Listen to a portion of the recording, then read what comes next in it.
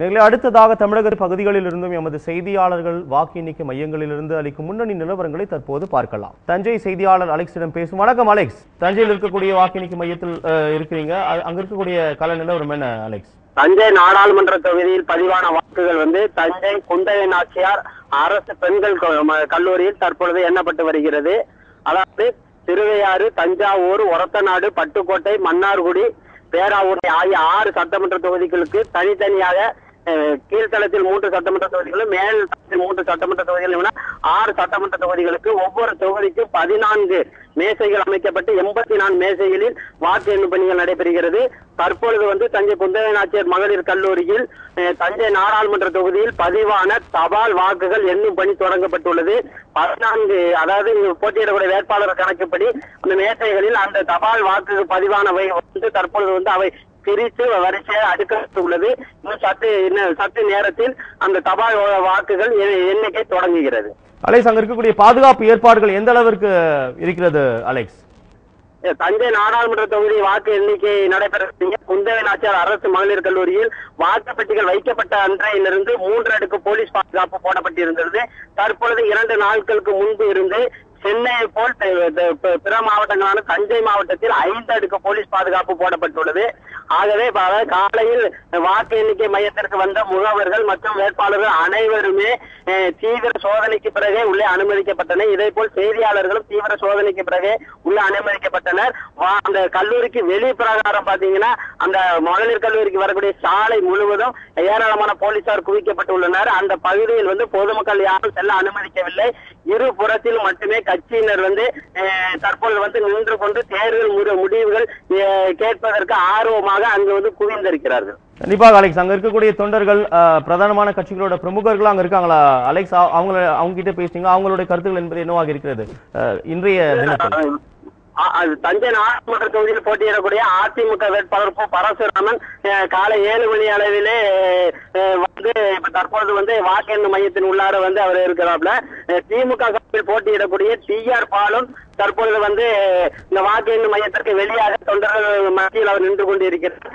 ஆகவே இரு கட்சி இதை தவிர பிஜேபி மற்றும் காங்கிரஸ் கட்சி, கம்யூனிஸ்ட் கட்சி அனைத்து கட்சியினருடைய பிரமுகர்களும் இந்த வாக்கு எண்ணும் மையத்திற்கு வெளிப்புறமாக இருக்கிறார்கள்.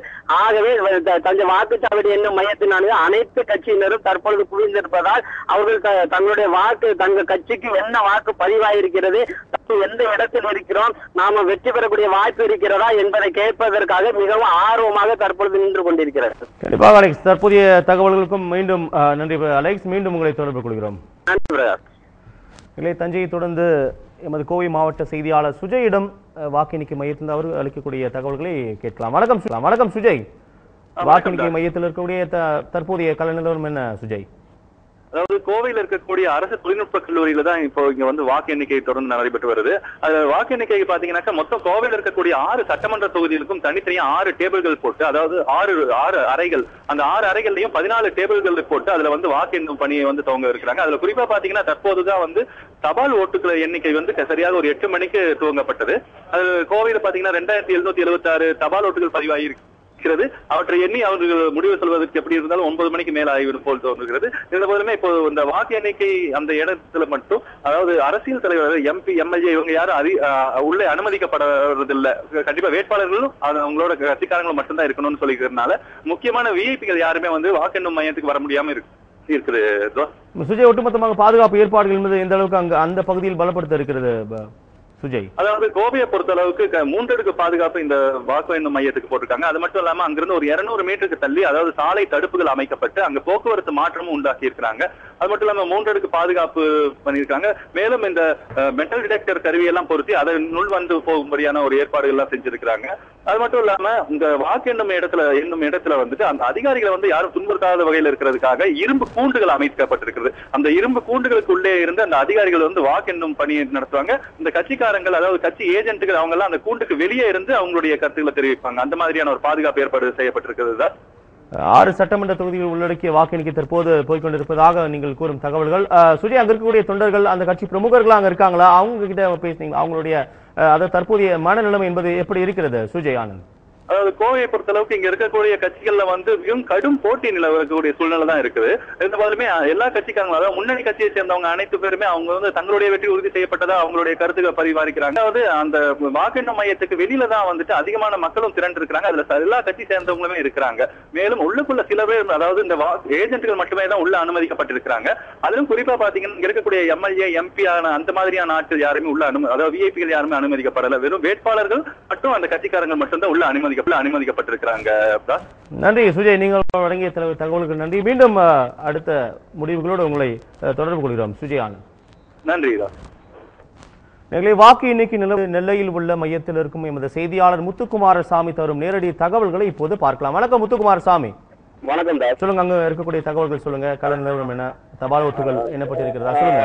அதாவது தற்போது வந்து நெல்லை அரசு பொறியியல் கல்லூரியில் வைத்து 6 சட்டமன்ற தொகுதிகளுக்குள்ள நெல்லை பாராளுமன்ற தொகுதிக்கு உள்ள வாக்கு எண்ணிக்கை பணி வந்து இன்று காலை 8 மணிக்கு தபால் ஓட்டுகளை வந்து மாவட்ட ஆட்சித்தலைவர் கருணாகரன் முன்னிலையில வந்து பிரித்து எண்ணும் பணி நடைபெற்று வருகிறது. இங்கு வந்து மாநகர ஆணையாளர் தீர்த்தரன், துணை ஆணையாளர் சுரேஷ்குமார் தலைமையில் 3 அடுக்கு பாதுகாப்பு போடப்பட்டுள்ளது. அனைத்து முகவர்களையும் சோதனை செய்த பின்னரே வாக்கு எண்ணும் மையத்திற்கு அனுப்பி வைக்கின்றனர். செல்போன் உட்பட எந்த இதையுமே எடுத்து செல்லக்கூடாது என்று அறிவுறுத்தி அவர்கள் இங்கு அனுப்பப்பட்டுள்ளனர். இன்னும் சிறிது நேரத்தில் வாக்கு எண்ணிக்கை தொடங்கும் என்று எதிர்பார்க்கப்படுகிறது. முத்துக்குமாரசாமி, அது பதற்றமான பகுதியாக அறியப்படும் நெல்லை அந்த வாக்கு எண்ணிக்கை மையம், அந்த பகுதியில் இருக்கக்கூடிய தொண்டர்கள், அரசியல் கட்சி பிரமுகர்கள் அங்கு முகாமிட்டுள்ளனரா? அது குறித்து தகவல்கள் சொல்லுங்க. பாதுகாப்பு ஏற்பாடுகள் எந்த அளவுக்கு இருக்கு முத்துக்குமாரசுவாமி? இப்ப வந்து திமுக வேட்பாளர் தேவதாச சுந்தரம் மட்டும் வந்து இங்க வந்து வாக்கு எண்ணும் மையத்திற்கு வந்திருக்கிறார். மற்ற கட்சியிலிருந்து யாரும் வந்து வரவில்லை. இது பாதுகாப்பு வந்து பலப்படுத்தப்பட்டுள்ளது. கண்டிப்பாக நன்றி முத்துக்குமாரசாமி. மீண்டும் தொடர்பு கொள்கிறோம் உங்களை. நெல்லையை தொடர்ந்து மதுரை வாக்கு எண்ணும் மையத்தில் இருக்கும் எமது செய்தியாளர் கார்த்திக்கிடம் அங்க இருக்கக்கூடிய கள நிலவரம் பார்க்கலாம். வணக்கம் கார்த்திக். சொல்லுங்க கார்த்திக், அங்க இருக்கக்கூடிய எண்ணிக்கை நிலவரங்கள் என்ன கார்த்திக்?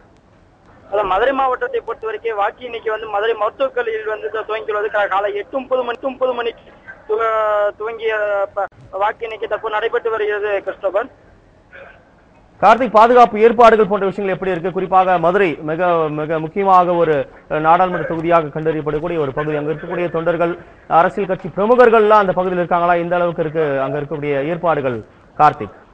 கண்டிப்பாக அதாவது காவல்துறை பாதுகாப்பு பணியை பொறுத்த வரைக்கும் பலப்படுத்தப்பட்டுள்ளது. அதாவது மருத்துவக் கல்லூரி சுற்றிலும் 5 அடுக்கு பாதுகாப்பு போடப்பட்டுள்ளது. சுற்றிலும் காவல்துறை பெருமளவை குவிக்கப்பட்டுள்ளது. தொடர்ந்து வருவரை சோதனை செய்த பின்பே உள்ளே வந்து அனுமதிக்கின்றார். தொடர்ந்து வந்து வரும், அதாவது வேட்பாளருக்கு மட்டுமே அனுமதி அளிக்கப்பட்டு மற்ற யாரும், அதாவது இது வேட்பாளர் மற்ற ஏஜென்ட்டுக்கு அனுமதி, மற்ற கட்சியினர் யாரும் உள்ளே வர அனுமதி கிடையாது. மற்றும் போலீஸ் பாதுகாப்பு பொறுத்த வரைக்கும் பலத்த பாதுகாப்பு போடப்பட்டுள்ளது. கிருஷ்ணன், கண்டிப்பாக கார்த்திக், மீண்டும் உங்களை தொடர்பு கொள்கிறோம். தற்போதைய தகவல்கள் நன்றி கார்த்திக். மதுரையை தொடர்ந்து சேலம் மாவட்டத்திலிருந்து எமது செய்தியாளர் தரும் தொலைபேசி தகவல்களை தற்போது கேட்கலாம். வணக்கம் மதியழகன். வாக்கு எண்ணிக்கை நிலவரம் சொல்லுங்க மதியழகன். வாக்கு எண்ணிக்கை வந்து இந்த சேலம் மக்களவைத் தொகுதியில் பதிவான வாக்குகள் அனைத்தும் வந்து சேலம் கருப்பு பகுதியில் உள்ள அரசு பொறியியல் கல்லூரியில் வந்து நடைபெற்று வருது. காலை வாக்குப்பதிவு தொடங்கி முதல் சுற்றில் வந்து தபால் வாக்குகள் வந்து ஒரே இடத்தில் 6 தொகுதிகள் சேர்ந்து ஒரே இடத்தில் வைக்கப்பட்டு எண்ணப்பட்டு இருக்கிறது. இதுல குறிப்பிட்டு சொல்ல வந்தால் மொத்தம் 1548 வாக்குகள் வந்து தபால் வாக்குகள் வந்து தரப்பட்டிருக்கிறது. இந்த வாக்குகள் இப்ப எண்ணும் பணி வந்து இப்போ தீவிரமா முழுமையுடைய சூழ்நிலையில் உள்ளது. அதே போல முதல் சுற்று மின்னணு வாக்குப்பதிவு இயந்திரத்தில் எடுக்கக்கூடிய தகவல்களும் சேகரிக்கப்பட்டு வருகிறது. இந்த முதல் சுற்று இன்னும் முடிவடையாது. ஆனா முதல் சுற்றுல பாத்தீங்கன்னா ஒவ்வொரு வாக்குப்பதிவு இயந்திரத்திலும் குறைந்தது 100 முதல் 200 வாக்குகள் முன்னிலையில வந்து அதிமுக வந்து முன்னேறிக்கொண்டே வருகிறது. 6 சட்டமன்ற தொகுதிகள் உள்ளடக்கிய அந்த வாக்கு மையத்தில் எண்ணிக்கொண்டிருக்கும் வாக்குகள் சொல்லுங்க. அங்க இருக்கக்கூடிய மொத்த வாக்காளர்களுடைய எண்ணிக்கை என்ன? ஆண் வாக்காளர்கள், பெண் வாக்காளர்கள், அங்க இருக்கக்கூடிய தொண்டர்களோட மனநிலைமை, தற்போதைய அங்க இருக்கக்கூடிய பிரதிபலிப்பு என்பது என்னவாக இருக்கிறது மதியழகன்? ஆமா, இந்த சேலம் மக்களவை தொகுதியை பொறுத்த வரைக்கும் மொத்தம் 14,97,515 வாக்காளர்கள் உள்ளனர். இதில் பதிவானது வந்து 11,49,472 வாக்குகள் பதிவாயிருக்குங்க. இதில் ஆண் வாக்காளர்கள் என்று குறிப்பிட்டு வந்து 7,59,431 வாக்குகளும், பெண் வாக்காளர்கள் 7,37,968 வாக்குகளும் மற்றும் இதர கேட்டகரியில் சொல்லக்கூடிய மூன்றாம் பாலினத்தின் அவர்கள் வந்து இப்ப 116 வாக்குகள் வந்து பதிவாயிருக்குங்க. அதோட வந்து தபால் வாக்குகள் வந்து 1548 வாக்குகள் வந்து பதிவாயிருக்குங்க. இப்போ முதல் சுற்று வாக்கு எண்ணிக்கையை எதிர்பார்த்து காத்துக் கொண்டிருக்கிறார்கள். அது மட்டும் இல்லாம ஒவ்வொரு சுற்றிலும் முடிவடையும் போது அந்த சுற்றுக்கான மொத்த வாக்கு எண்ணிக்கை வந்து மைக்கு ஒலிபெருக்கி மூலியமா அறிவிக்கப்படும். அந்த அறிவிப்பை கேட்பதற்காக கல்லூரி வெளியே, அதாவது வாக்கு எண்ணிக்கை மையத்துக்கு வெளியே வந்து ஏராளமான தொண்டர்கள் வந்து ஆவலுடன் காத்துக் கொண்டிருக்கிறார்கள். நன்றி மதியழகன், உங்களுடைய தகவல்களுக்கு மீண்டும் உங்களை தொடர்பு கொள்கிறோம். கேரள மாநிலத்தில் வாக்கு எண்ணிக்கை நிலவரம் பற்றிய விவரங்களை குருவாயூரிலிருந்து தருகிறார் எமது சிறப்பு செய்தியாளர் மோகனகிருஷ்ணன். இப்போ யூடிஎஃப் காங்கிரஸ் அலையன்ஸ் யூடிஎஃப் 13 சீட்ஸ்ல லீட் பண்ணிட்டு இருக்கு. எல்டிஎஃப் கம்யூனிஸ்ட் பார்ட்டி 7 சீட்ஸ்ல லீட் பண்ணிட்டு இருக்கு. இப்ப போஸ்டல் ஓட் தான் கவுண்ட் பண்ணிட்டு இருக்கு. எந்த இடத்துல ஒரு பிரச்சனையும் இது வரைக்கும் ரிப்போர்ட் பண்ணல. போஸ்ட் போல் சர்வேல எல்லாம் யூடிஎஃப்க்கு தான் இந்த வாட்டி லீட் கிடைக்குன்னு தான் சொல்லிட்டு இருக்கு. ஏன்னா இந்த வாட்டி இப்போ யூடிஎஃப் 13 சீட்ஸ்ல எல்டிஎஃப் 7 சீட்ஸ்ல தான் லீட் பண்ணிட்டு இருக்கு. திருவனந்தபுரம் கான்ஸ்டிட்யூன்சில தான் முக்கியமான போராட்டம் நடந்துட்டு இருக்கு. அங்க சசி தரூரும் பிஜேபியோட ராஜகோபால் தான் கண்டஸ்ட் பண்ணிட்டு இருக்கு.